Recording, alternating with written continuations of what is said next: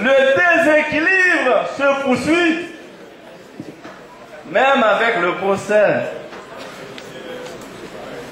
Les droits des victimes ont été tellement bâillonnés, bafoués, négligés, que les victimes n'ont pas été mises au courant de la tenue de ce procès criminel. Or, le ministère public est tenu d'informer toutes les victimes sur la réalisation du procès. Comme je disais tantôt, sans victime, ministère public, il n'y a pas de procès, mon ami. Donc, ce qui fait que, aujourd'hui, nous nous retrouvons dans un véritable imbroglio procédural, au point qu'on n'est pas à même d'identifier, de différencier les témoins en charge des victimes réelles.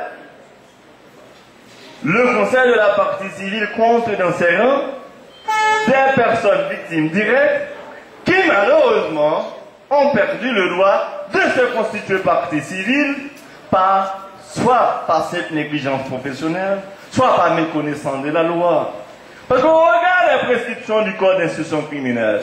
Dès lors qu'une partie dépose sous la foi du serment en tant que témoin, à charge ou à décharge, elle perd automatiquement la qualité de partie civile dans le cadre de ce procès. J'ai eu la chance d'intervenir de façon récurrente dans le cadre des débats pour rectifier les tirs, pour ramener les débats à leur plus haute dimension. Malheureusement, personne ne m'a entendu. Aujourd'hui, nous nous retrouvons dans une situation où nous avons des témoins entendus préalablement sous la foi du serment qui ne peuvent plus se constituer partie civile. Là, c'est l'une des faiblesses graves des acteurs judiciaires engagés dans le cadre de cette procédure criminelle.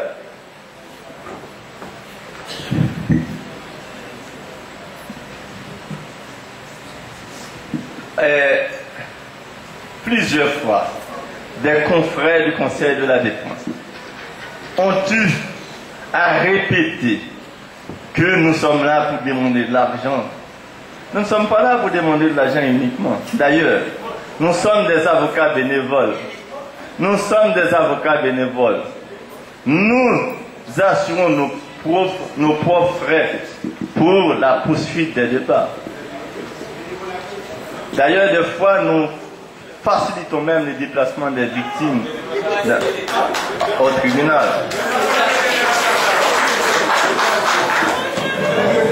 Eh bien, s'il y a une partie qui est là, par simple intérêt, il s'agit donc du Conseil de la Défense. D'ailleurs, vous voyez, ce n'est pas un secret pour personne. Les avocats du Conseil de la Défense se sont même escortés des agents de l'ordre. Des agents de l'ordre. Alors aujourd'hui, il y a des milliers de paysans et des paysannes qui se sont livrés à eux-mêmes, sans même l'existence de poste de police. Oui, c'est vrai. Aujourd'hui, nous avons des avocats qui sont escortés avec des policiers payés par les sous des contribuables haïtiens. C'est une irrégularité grave. Tout ceci montre les déséquilibres inéluctables qui existent dans ce procès.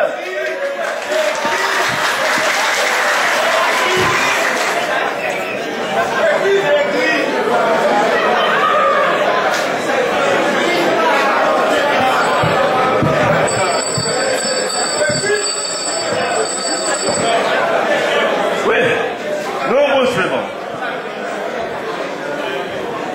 Aujourd'hui, sans l'intervention bénévole du Conseil de la partie civile, on n'aurait même pas de victimes engagées dans le cadre de cette procédure. Et là où le bas blesse, on a dû parlementer, on a dû mener un combat juridique pendant 2 jours consécutifs pour réclamer une petite place aux victimes dans le cadre de ce procès. Et cette place nous a été accordée après un nombre incalculable d'atermoiements. Tantôt le Conseil de la partie civile imaginait des procédés à l'effet d'induire le tribunal en erreur pour nous ravir la parole, pour nous ravir le droit fondamental qui nous est reconnu par la loi, tant par la loi haïtienne que par les principes juridiques internationaux relatifs aux droits de l'homme. Mais incroyable qu'elle n'ait pas été associée à ce procès. Mais c'est vrai, on se pose la question, est-ce que dans le cadre de ce procès, on a pu faire face à un véritable amateurisme? Parce que la place de la victime, c'est une place indérogeable, c'est une place indiscutable, c'est une place qui doit être chère et qui ne saurait lui ravir. Et donc, aujourd'hui, nous avons plus d'une vingtaine de victimes que nous sommes en train de défendre. Et nous entendons les défendre jusqu'à ce qu'on fasse éclater la vérité, la vraie vérité. Mais il paraît normal, mon ami du Conseil de la Défense, que la victime a sa véritable place. Il est normal qu'on lui consacre sa place dans le cadre de la procédure criminelle. Sinon, le procès n'aurait même pas sa raison d'être.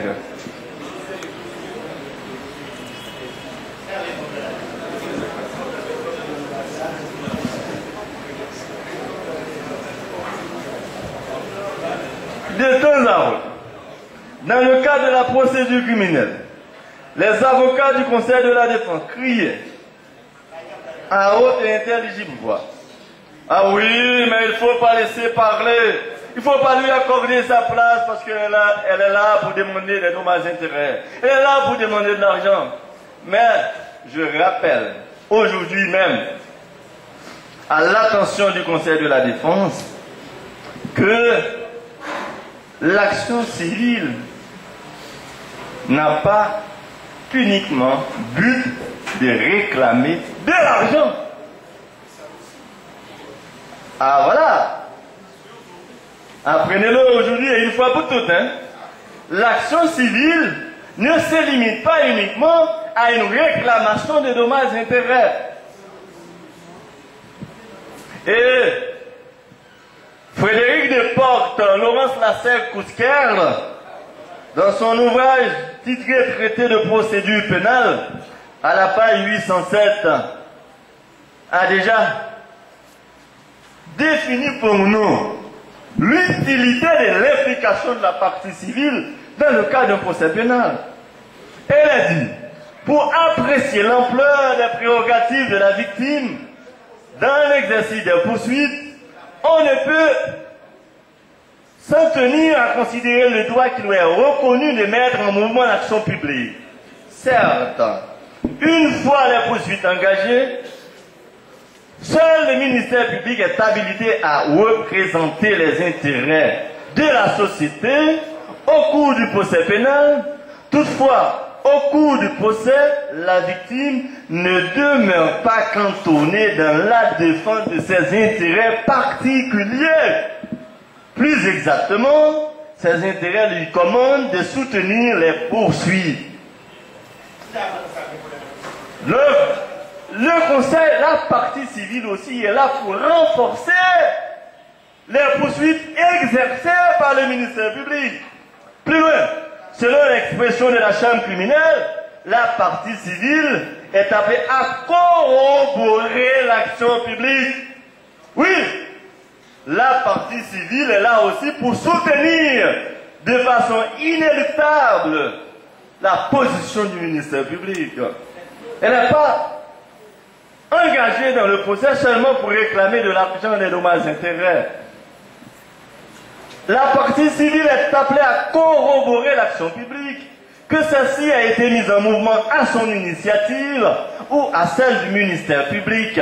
Cet objectif est à ce point important que nous verrons qu'il peut à lui seul justifier l'action de la partie civile,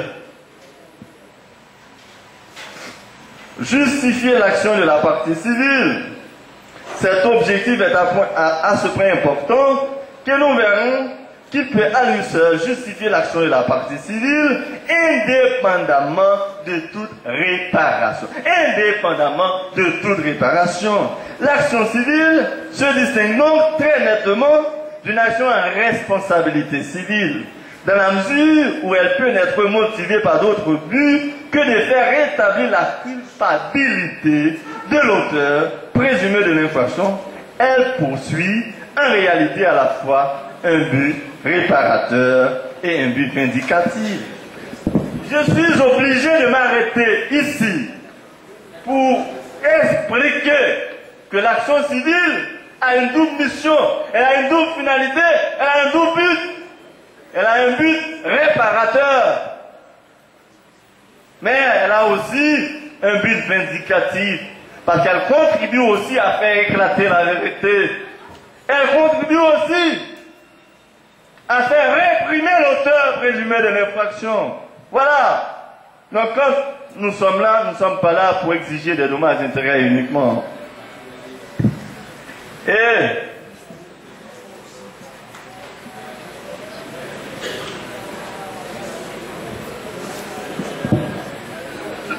l'auteur poursuit pour dire que l'action civile portée devant la juridiction répressive, nous sommes devant une juridiction répressive en tant que partie civile, n'a pas pour ça l'objet la réparation du dommage causé par l'infraction. Elle tend également, sinon à la punition, du moins à la déclaration de culpabilité de l'auteur des faits. Voilà. Voilà ce que je tenais à expliciter à tout le monde ce soir. Pendant les débats particuliers, on a été privé, dans une certaine mesure, du droit à la parole, pour faire comprendre la distinction à établir entre l'intérêt poursuivi par la partie civile et celui poursuivi par le Conseil de la défense, ou dans une certaine mesure, par le Conseil de l'accusation, représenté par les membres du ministère public. Mais, ça ne s'arrête pas là. Eh bien, au-delà de la réparation financière, l'action civile a une triple dimension. Elle a une dimension psychologique, elle a une dimension sociale, elle a une dimension processuelle. Dimension psychologique, la victime doit se reconnaître comme telle. Elle doit avoir sa place dans le procès et tout le monde doit être d'avis unanime que telle ou telle personne, pour avoir été victime d'une infraction, eh bien elle a sa place dans le procès. Ça, c'est le caractère psychologique de cette première dimension de l'action civile. Secondo, une dimension sociale. La société doit admettre que dans le cas de ce procès, il y a des victimes. Les victimes doivent être identifiées. Elles sont identifiables, et comme elles sont identifiables, elles doivent être identifiées par ceux à qui la loi confie cette tâche. Et en troisième lieu, l'action civile a une dimension processuelle. Et donc la partie civile doit participer à l'établissement contradictoire de la vérité. La partie civile doit savoir ce qui s'est passé réellement le 19 janvier 2010. Et c'est là la dimension processuelle de l'action civile.